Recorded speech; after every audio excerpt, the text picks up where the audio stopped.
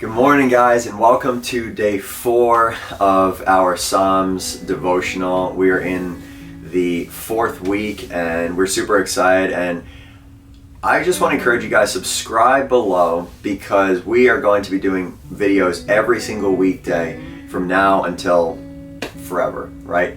And we want to encourage you every morning and just fill you with some words that God's speaking to me, through me, to you.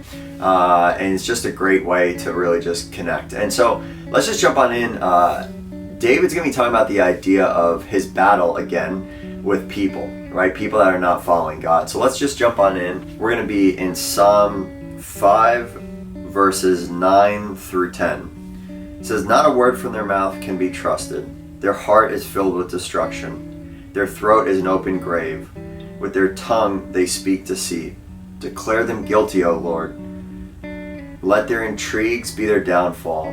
Banish them for their many sins, for they have rebelled against you."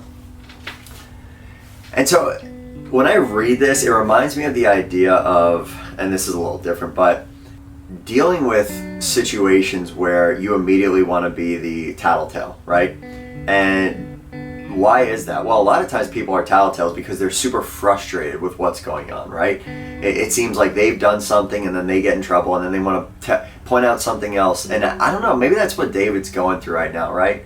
But the truth is that what David is speaking of is he's speaking about people that are not following God, that are literally just saying God doesn't exist, your God won't show up. They're just shooting him down. They're the naysayers, right? They're doubting every single thing that David is standing for, and that's to be with God, right? And so David is sitting there and he's just in his frustration, I think, just saying, God, gosh, prove them guilty, show them guilty, right? Show them that they've offended you, they've done, like, it's one of those things we talked about last week where he's like, David prays, like, God, break their jaws. Like, he's frustrated again, right? And I can agree. I can agree with, there are times where we're going through life and we're following God and we know we're walking in the right path, and yet there are people that kind of look down, or they put you down.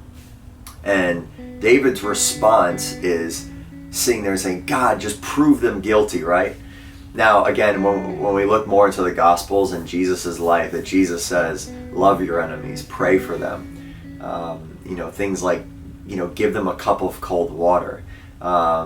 Do good for them, and a whole mindset shift, right? It's amazing. Jesus just teaches a new way of life. But David is frustrated, and I just want to encourage you guys that you may be going through this life with God, and you may be dealing with people who are telling you to lean into other things of the world for your hope. And I'm just going to tell you, from 14 years of following Jesus, and I'm saying following very, very lightly, because there are times where I was like this. Like, you could think I was a Christian, and I was like, man, that guy super loves Jesus. And then there are times you're like, wow, that dude's out. He is out. But I will say, guys, that there are times where we try to want to lean onto the things of the world and the wisdom of the world, but it really is not the best route.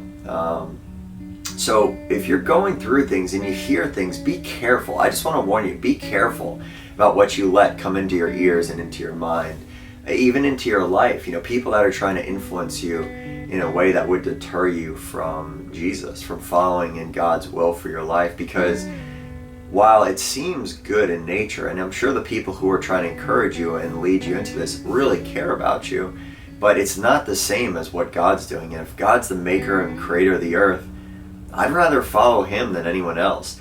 And it doesn't, like, with God, you can't just Google all these questions you might have. Maybe your prayers, God, why didn't this happen? Why didn't that happen? You can't just sit there and throw it in your computer. It takes time. Be still and know that I'm God's, in one of the Psalms, right? So I would just encourage you guys that be aware of what you let in and keep trusting God. He has the best plan for your life, and he will not let go on his promises, and he will not let you go. He is a good father. He is a good father who loves you and cares about you. And what father or what mother would not want the best for their kids? they want to lead them and guide them in the right direction. So I love you guys. I hope you have an amazing day. Hold on to God. And when the people come out and they are frustrating you, mocking you, maybe just doubting you and doubting God, it's okay to sit there and come to God and be like, God, I'm frustrated, I'm annoyed. But let's look at how Jesus says, and we just love and pray for them, that they would one time they would come to know the love and guidance and the path that God has for their life. And it's so good. It's such an amazing thing, and we're so blessed to have that. And so I love you guys. I hope you have an amazing day. See you Friday, last day of the week. Come on.